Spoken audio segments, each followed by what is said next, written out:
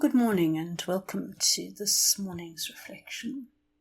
Well, as dawn breaks today, we can all feel the tension. We can feel the tension of another election day in South Africa. And we know what lies ahead of us today. We know that we must spend time in a queue. We know that we must go in and vote on a ballot paper filled with innumerable numbers of parties. And we know we will come away with a mark, a black or brown mark, on our left thumbnail to indicate, well, that we've done our duty, that we've voted. That's what lies ahead of us today. And then we wait to see what the result might be. And then, well, therein lies the uncertainty. The uncertainty of the future. And of course, we're afraid of change. We're afraid of what might be different. Although we might hope things would be different, we nevertheless are fearful that the difference might not be the sort of difference we would be happy with. But change is indeed an element of life. If life is anything, it's changeable. And I would expect that, for the most part, we're happy with that.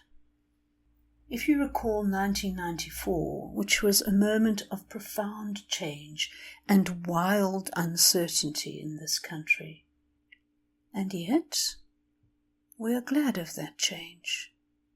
Nobody wants to live in an apartheid South Africa.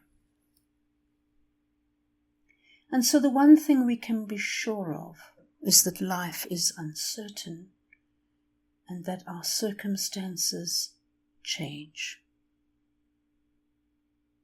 Change is at the core of life. And yes, we are grateful because without change, we would not enjoy the advancements made through history that improve our lives today. And if you just think that 100 years ago, in 1924, think about what life was like then. Most of the world at that stage was still recovering from a devastating First World War. And of course, from a devastating Spanish flu pandemic. It was not an easy time at all. And the world would then be going into the recession and depression of the 1930s. If we had lived back then, we would have had no television to keep us entertained. Nothing at all. You'd have to be at home, entertaining yourself. Back then, penicillin had not yet been discovered. And so there was very little that could be done to combat infection. There were no commercial airliners, no commercial jet airliners, so travel was lengthy and very expensive.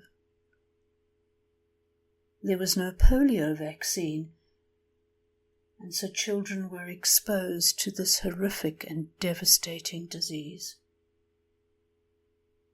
There was no satellite communication, no internet, and so communication was slow and expensive. In essence, the world of 1924 was vastly different.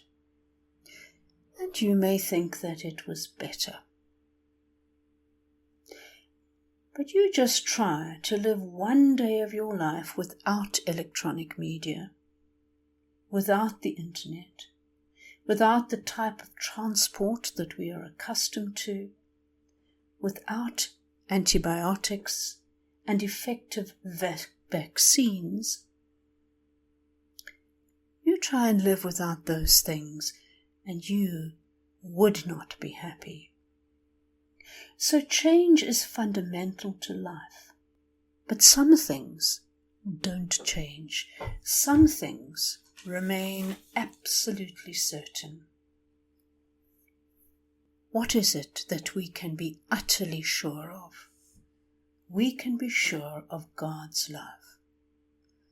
God's love will remain no matter what happens today or tomorrow or the next day. We can turn to God, and He will be with us. He will be right here beside us. He will be within us, and we need not fear tomorrow. God's strength dwells within us. In Him we find our refuge. Though we may despair, though we may be filled with anxiety as we look toward tomorrow and tomorrow and tomorrow, yet God holds us in the palm of His hand. We are alive in Him, and He in us. Though the circumstances of life may not be easy, yet we have reason to rejoice, for we know the abundant and inexhaustible love of God. And despite the world about us, we can live a free and full life because we live in God and He in us.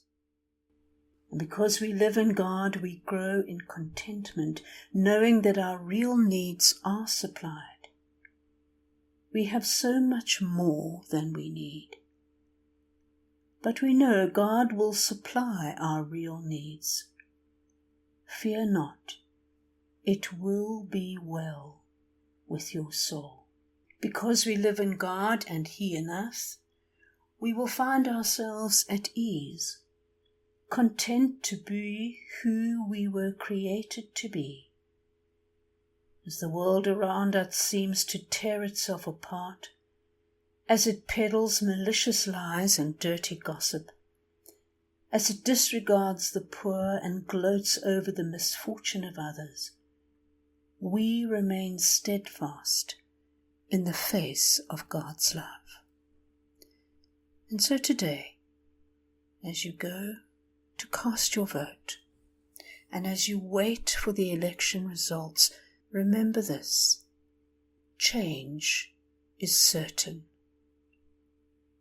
But remember this also: the love of God is equally certain and unchangeable. May you be held in God's loving and comforting hands today and in the coming days. Amen.